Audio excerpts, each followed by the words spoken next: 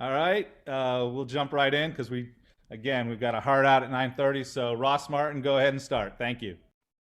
Hey, Coach, Ross Martin with Inside Carolina. I was wondering if you could kind of tell us a little bit about the three transfers you have individually, what you've seen from them so far, and kind of analysis of their game, what they're going to bring to Carolina this season. Well, all three of them have just been fantastic on and off the court. Going into the summer, we looked at our team and just, what do we want and what do we need? We needed versatile bigs. We needed more depth. When I took the job, the only true big that we had was Armando. And so we needed more depth. We needed more versatility. After losing Garrison and Dayron and Walker Kessler, Armando needed some help. And, I couldn't have asked for three better players to join our team. I mean, Justin McCoy, he's had 2 years at Virginia, and his versatility, being able to play on the wing and also at the power forward position. He's an outstanding defensive player, rebounder. From an offensive standpoint, he's a guy that can score inside and out. And I've always loved coaching those guys, and I hated playing against those type of guys. And then, fortunate enough to get Brady Manick. He was a 4-year starter at Oklahoma. I think there was a stat that nobody in Big 12 history over 6'7" has made more three-pointers than Brady Manick. And so now you have a guy with size at 6'9" that can stretch the floor, can give us spacing on the offensive end. He's a really good rebounder, outstanding passer. And over the summer in our practices and pickups and individual workouts, he's even more skilled than I thought he was. And so I'm just so excited to have him here at Carolina. And then Dawson Garcia, he was a guy that we recruited out of high school, and we thought we had a really good chance of getting him. And we went to Marquette, and we got a second try at him. And Dawson is another big that, from an offensive standpoint, just has tremendous versatility, being able to score around the basket and out on the perimeter. One of the things that people don't realize about Dawson is he's a lockdown defender. I mean, he can legitimately defend 1 through 5. And so from a defensive standpoint, that brings a lot of versatility to us. And all three of them are going to play a lot of minutes, and all three of them are going to be great for us this year. And a quick follow-up. What is your approach now to recruiting transfers? You've obviously had 1 season doing it successfusly. What's going to be this program's approach to that? And I know everything's really changing, so I was wondering your thoughts on that. Well, it is changing. It's the transfer portal now that you don't have to sit out a year. It's here to stay, and it's an active part of our recruiting. It's something that we constantly look at. It's important for us not only bring in talented guys, but guys that are going to fit our program, our culture. And so, when people talk about, Justin and Brady and Dawson, they're Carolina guys. I mean, they've just gotten here this summer, but I feel like they've been here 3 or 4 years, the way that they have meshed with our other teammates, our staff, this university. They get it done in the classroom as well. And so it will be an active part of our recruiting, looking into the transfer portal, but it's got to be the right fit. And Justin, Brady, and Dawson are the right fit for us. Great. Thanks, Coach. Yeah. Josh Graham, then Michael Coe. Hey, Coach. Thanks again for doing this. Since you were hired, some news came down the road in Durham. What's your reaction to the succession plan they set up at Duke and your outlook on the future of the rivalry, with so much change happening right now? Well, I just, Coach K, he's one of the best coaches of not just college basketball of any sport all time. Unbelievable coach, unbelievable leader, unbelievable innovator. And his career speaks for itself. I'm just so honored and thankful that I've been a part of that, Duke, North Carolina rivalry as a player, as an assistant coach, and now as a head coach. And it's to be a part of this rivalry is something special, and even more so to be able to play in it and be able to coach in it. And it is a privilege to play at that level, play against unbelievable competition as every year against Duke. And Coach K is one of the best coaches of all time in any sport and anywhere. Michael Coe, then CL Brown. Hey, Coach. So far in preseason, what have you seen from Dontrez and DeMarco? What has impressed you, and what do you think you'll need to work on before the season tips off? Those guys have been extremely impressive. They've been fantastic. You know, it's interesting, you know, with DeMarco Dunn, because of COVID, you know, the first time that I actually got to meet him in person and see him play in person was when he got here in the summer, in the second session of summer school. So I had never, you know, I've seen tons of tape and talked to him and his family a number of times on the phone, Zoom calls, different stuff like that. But the first time actually in person was this summer. And for Dontrez, I hadn't seen him play in person in 2 years. And so having the ability to be on the floor with them, go through individual workouts, you know, the practices that we've had and see how they respond to the, you know, the level of playing here at Carolina, they've been off the chart. They really have. I mean, their attitude, their effort, their attention to detail, their work ethic. They're always in the gym. They're always working hard. They listen. They want to be a part of this program and part of this team. And by the time that they leave Carolina, they're going to be one of the best players ever to play in Carolina history. I really believe that. I am so happy that Dontrez and DeMarco are here at North Carolina. Thank you. CL, then Andrew Jones. Hubert, I was curious what the transition has been like over to the front, you know, the first seat, now that you are the one making the final decisions on basically every aspect of the program moving forward. Were there any moments this summer where it kind of hits you like this is real? Well, no, I mean, and you said it about decisions. You know, I always, you know, a lot of people ask me, you know, what's the difference between being an assistant coach and a head coach? And, you know, as an assistant coach all day long, you're just making suggestions. What about this? Do you want to do this? And as a head coach, you're not making suggestions, you're making decisions. And that's the biggest difference. It's nothing about being a head coach. You know, the last 5 months has been hard. It's been an adjustment, but it's been a great adjustment. And just working alongside the coaching staff with Coach Lebo and Coach Sullivan and Coach May and Coach Frederick and Coach Manuel, all those guys have the transition has made it easy. And when you've got great kids and great character guys on and off the court that I do and hang out with every day, it's really easy. And but the adjustment, the biggest thing is you're not making suggestions anymore, CL. You're making decisions. And you know, I've been married 22 years, and I've got 3 kids. So I'm used to making some decisions. And as a follow, I was curious with how important was it to get Jeff Lebo, to get somebody who has had experience as a head coach, kind of as a senior staffer, if you will? Well, I had to have him. You know, he was the first person that I called when I got the job. And, you know, Jeff was a senior my freshman year. And so we've been friends for a long time. And I've just always admired Jeff, even as a teammate and, you know, as a friend and as a coach. You know, he's been in the position a number of years of constantly making decisions. And I always believe that you have to have diversity in your staff, but you also have to have people on your staff that have been there before.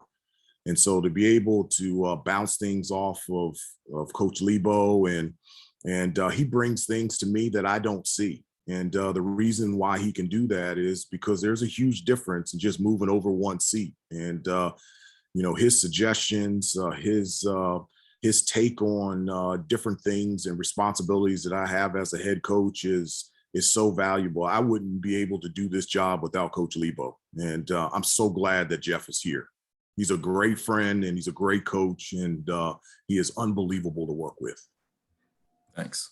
Andrew Jones is next. Just one FYI, some of you folks, if you're like the second, third person from the same outlet, I'm going to try and get through everybody, you know, through the roll first before I come back to a second or third person. So Andrew Jones, then Brendan Marks. Hey, Coach, you kind of hit the ground running as soon as you got the job. It seemed like it was a whirlwind for a while there for you. At what point were you able to kind of pump the brakes and have an opportunity to reflect? And when you did, what were a couple of things you first reflected on? I don't have any brakes. There are no brakes. It's all gas pedal. since April, was it April 5th? April, it's been pushed the gas pedal all the way down to the floor. And we had a little bit of time at the end of the second session of summer school. There was a couple of weeks before they came back for the fall semester that we were able to get away and just kind of catch our breath. But it's been a busy summer, but it's been a great one.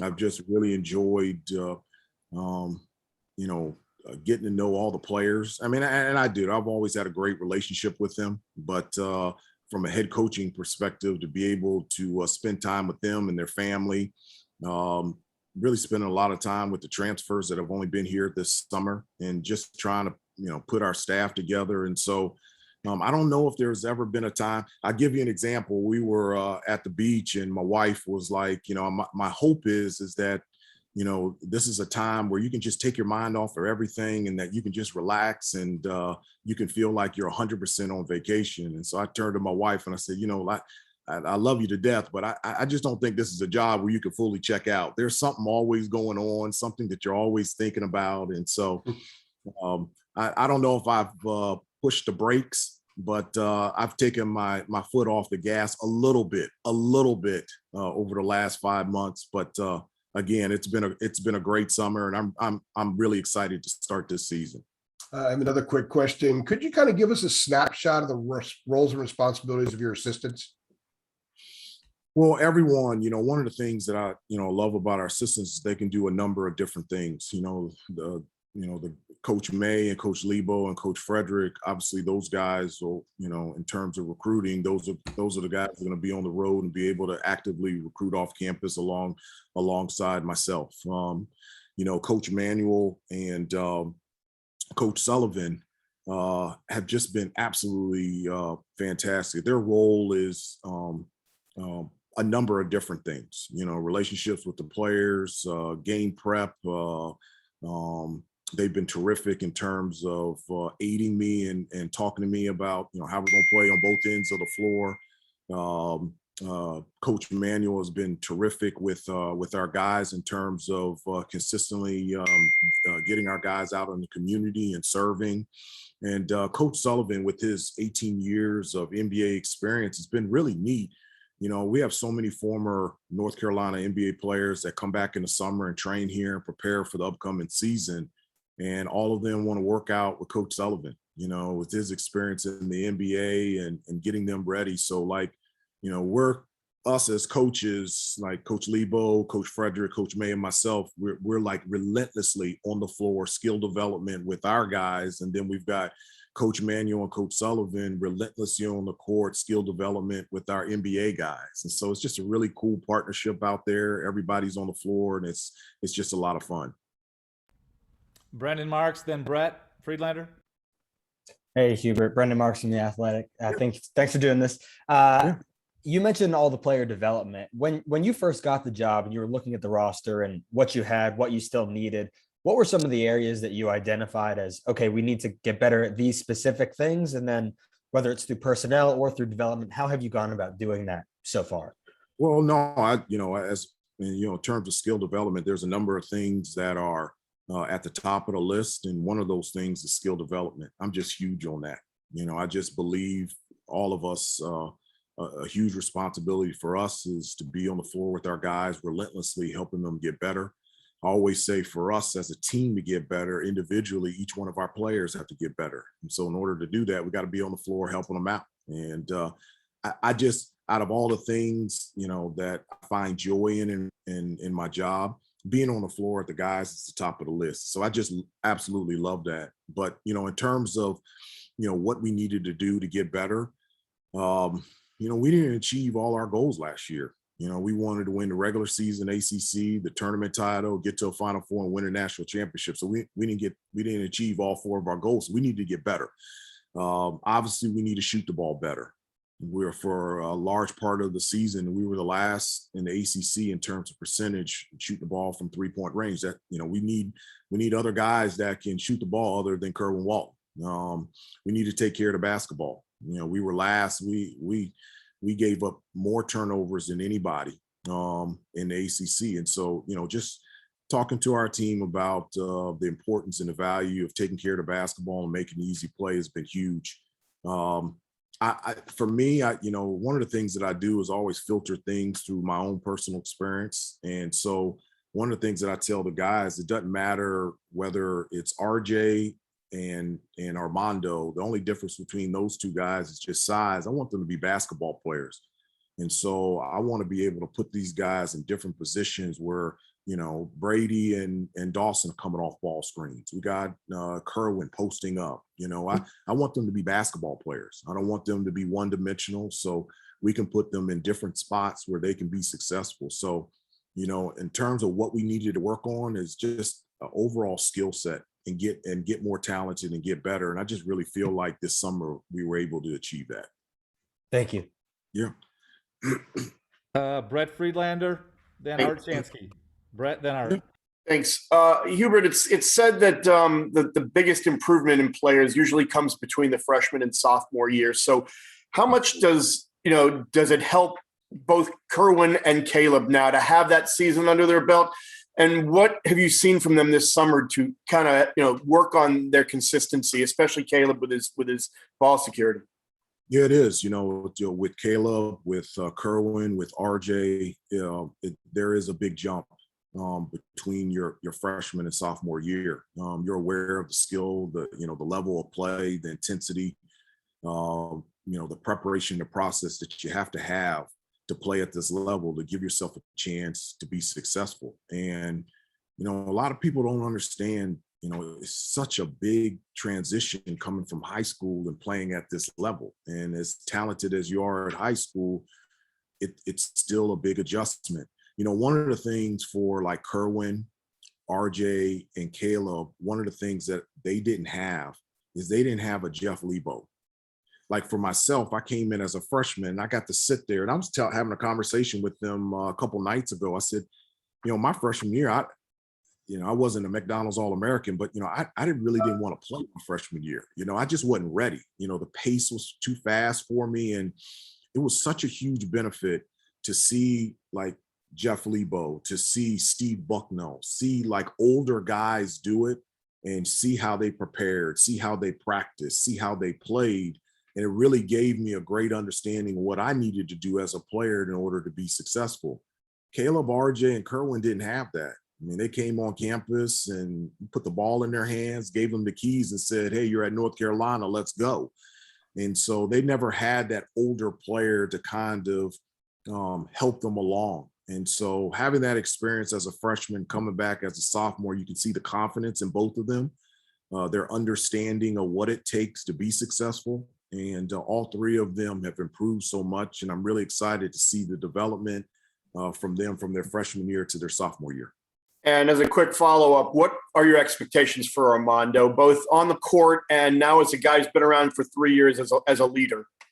Well, he's got to be the leader of this team, on, off the court, in the classroom. And he's a guy that's been there before. And one of the things that I've talked about Armando is it is a burning desire for me, for him to experience Carolina that I experienced. I want him to be in big games and winning big games and in big time situations for him to come through. And feel like the last couple of years he hadn't been able to experience that, especially on a consistent basis. And this year, one of the things that I talked about Armando was that he has, on all our guys, they want to all play in the NBA.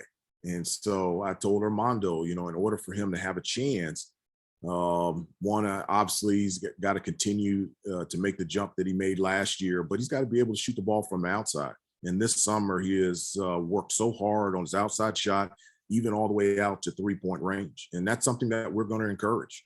We want his ability to be able to space the floor, be able to shoot the ball from the outside. And he did it a little bit last year, but he also has the ability to put the ball on the floor. And so my hope is, from an offensive standpoint, won't go away from what made him successful last year, but he will show more versatility in what he can do on the offensive end. Thank you very much. Best of luck this season. Yeah, thank you. Art Chansky, hang on 1 second. We're just adjusting the shade. The sun came through there on Coach Davis. All right, perfect. There you go, right there, Hoots. Thank you. Art, go ahead.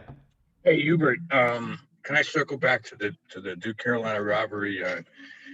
You played your last regular season game at Duke, had 35. If the schedule holds up this year, you'll be playing in Coach K's last home game of his career. So I don't know if I don't know if it ever happened before, but when you had 35 at Duke, your last regular season game, it was the first time, only time that I ever saw the Duke crowd turn and cheer for you. Do you remember? I don't remember that. You know what I remember is I remember that Christian Laettner had 0 points in the first half, and then in the second half he went off. And so that's the only thing that I remember. Well, you were lost in the game, obviously, with the way you were shooting, but the crowd did turn. That was the only Duke crowd I ever saw that cheered for an opponent. And it's a big transition in college basketball. But you'll get one last chance to play against Coach K at least twice. And I think it's a good way for him to go out and a good way for you to come in, don't you think? I do. I really do. It's when you think about being a part of this rivalry and, having a chance to compete against Coach K and Duke, as I said before, as a player, as an assistant coach, and now as a head coach, it really brings you to a place of humbleness, thankfulness, and appreciation. When you're a part of a rivalry like this and get to play in games like this and this type of atmosphere, it's things that you do remember for the rest of your life. And these 2 games this year, I've told our guys this, the 2 most watched teams in the country this year, 1 and 2, or 1A and 1B, is going to be Duke and North Carolina. It's going to be must-watch TV. And so I said, I've told our team, the reason why I'm telling you that is not to make you nervous or to put more pressure on you. It's an honor and a privilege to be able to be in this position. It's going to be a lot of fun to have all eyes on our players and playing in these big games and watching them perform under the lights in this situation. Got time for the 5 people whose hands are raised right now. 1 question, knock them out pretty quick. Grant Hughes, then Dina. Hey, Coach Davis, could you tell us what kind of midnight event you plan on hosting and whether it'll bear any similarities or what the differences will be between that and Late Night with Roy? You know what? I don't know. You're going to have to ask Eric Hoops on that. He's in charge of putting Late Night together. And one of the things that he told me, and I had a couple suggestions, and he backed up and said, "Look, this is the first time, your first Late Night. We've got it. We really want to celebrate you." And as much as I love Late Night, celebrating just me, that's just not my personality. I love celebrating this program, putting all the light on the kids and on the players, and that's what I want. But I have no idea what's going to be happening as of now for Late Night, but I know it's going to be a great celebration. It's something that we missed last year. It's always been a great start to our season. I know our players really enjoy it, and I'm excited for the first time being a head coach to be a part of it, and just to celebrate our kids and our guys and just get excited for this new season. It'll be a lot of fun. Dina, There'll be Greg, some. excuse me, Coach. That's okay. Dina, then Greg Hall. Hey, Coach, Dina King, Tar Heel Illustrated. Just was wondering how the returning players received the transfers, especially Dawson, who came in a little bit later than the other guys. No, it's been great. And, actually all 3, Justin and Dawson and Brady, have individually come to me and commented that they've been shocked and surprised at the interaction from the former players. They actually, Dawson came up to me and he was like, "I can't believe they knew my name." So, Luke May, Nasir Little came in last week, Dayron Sharp, Kobe White, Justin Jackson. I mean, everybody. We've had over 35, probably over 40 former Carolina players that have played professionally, played in the NBA, that have come back this summer. And the interaction between them and our current players and our 3 transfers, it's just really made them feel at home. You know, one of the things that there's so many unbelievable programs around the country, but you know, having 3 transfers come from other great programs, and for them to come into this place and see the uniqueness and how special this place is, it just really confirms, you know, what Carolina is all about. And as much as we are an unbelievable program, we're also unique. And it's been great to see the relationships built so quickly with our former players and our current players, and even our transfers feeling like they've been here for a couple of years. And so that's what it's all about. You know, we always talk about relationships and family, and, you know, a lot of people, you know, just talk about it or put it on shirts, but it's backed up by reality here. And it's been great seeing the relationships built between our current guys and our former players here as well. Thank you. Last 3 questions, make them quick, please. Greg Hall. Hey, Hubert, I was just curious, Puff Johnson's development and return from injury and kind of how he's going in that process. Yeah, he's getting there. You know, it's been a little slow in terms of his recovery, but the great thing about it is we're headed in the right direction. You know, Puff is off the chart type of kid, and unfortunately got injured last year and didn't get a chance to really play and develop. And we're hoping to see that once practice starts September 28th. You know, he's a guy that possesses tremendous size and versatility, and he can do a number of things on the floor. And, you know, one of the things that I was really surprised at last year before he got injured is that he was an outstanding offensive rebounder. And so with his size and his length, he can do a number of things out there on the floor. And, you know, as I mentioned before, I love guys that have versatility. They're not just stuck on one thing. They only can play one position. You know, Puff is somebody that we can put in a number of different spots, and he can be successful at. And my hope is that from a health standpoint, he can get to a point where he can compete, and he can show us that versatility and be able to use it out there on the floor. But I'm so happy he's here. He's a great kid, and he's getting healthier every day. Last 2, Ross, then Josh. Hey, Coach, I was wondering why Kendall Marshall was not retained on staff, or if you kind of give us an insight on kind of what happened there.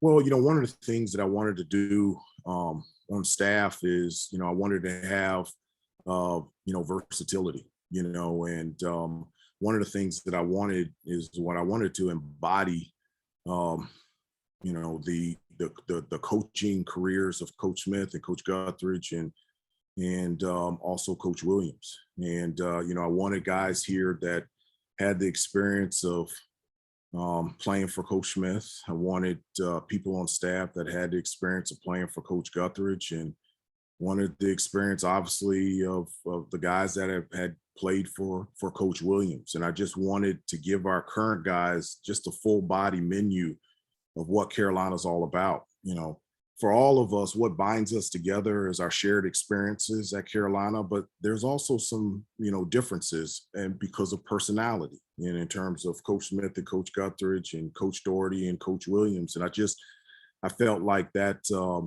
that diversity in the staff would be absolutely terrific, great for us. One of the things that is hard is that, you know, you can't put everybody on staff. And there's so many great Carolina guys that had to be a staff of former Carolina players, because I've always believed that I wanted people that have experienced this place and have played here and have gone to school here. And unfortunately, not just Kendall Marshall, George Lynch, Brian Reese, Scott Williams, CB McGrath, there are just a number of unbelievable people, unbelievable players here that were unbelievable coaches. And unfortunately, we can't have a staff of 100 former players. And but Kendall Marshall, the 3 years that I worked with him, I loved it. He was an unbelievable and outstanding player. And he was such a pleasure, and it was great working with him the last 3 years. Last question, Josh. Coach, I know you've been out at Mac Brown's practices a few times, and there's some symmetry there. You both worked at ESPN, both were around in the 90s and are here today. What kind of relationship do you two have, and have you learned anything from Coach Brown over the years? No, we have a great relationship. You know, he was here at Carolina, you know, when I was here as a student. And when he went to Texas, we spent a lot of time together because, you know, at the time I played for the Dallas Mavericks for 4 years. And so every Saturday, my wife and I used to drive down to Austin. He would give us tickets, and we became Texas Longhorn football fans. And so we were cheering him on. And then after the game, we would hang out with him in his office. And then to say he's back here at Carolina, and we're both head coaches here, it's just, it's been a long relationship. I look up to Coach Brown. He's an unbelievable person. He's a better person than he is coach, and he's a great coach. And, you know, one of the things that's interesting, it was the day of my press conference. And when I went to go visit and see their practice, and he said something, I don't know if he understands how much it meant to me and how much it's changed my thought process in terms of conditioning with our guys. And, you know, one of the things he just happened to say this, he said, you know, if our guys in our practice is designed to be our conditioning. And so if we go as hard as we can at practice, then I don't need to run them after practice. And he just easily said that. And I came back to our guys and I said, look, how about this? I said, I will never run you a 33 if you give this team and this program everything that you have out there on the basketball court. And I said, our practices will be designed to condition you during practice. And if you go 100% in practice, I'll never run you sprints after practice. And so all the guys were like, hey, this is awesome. Where'd you get this from? And I said, I got this from Coach Brown. And so till this day, the times that we have practiced, we have not had to run sprints because the guys have given this program and their teammates in this team everything that they've had out there on the floor. And that's just one thing that I got from Coach Brown. And we were just sitting there talking for 10 minutes at practice. It was the day of my press conference. So he's helping me, and he doesn't even know he's helping me. Coach Davis, thank you very much. Appreciate everybody jumping on.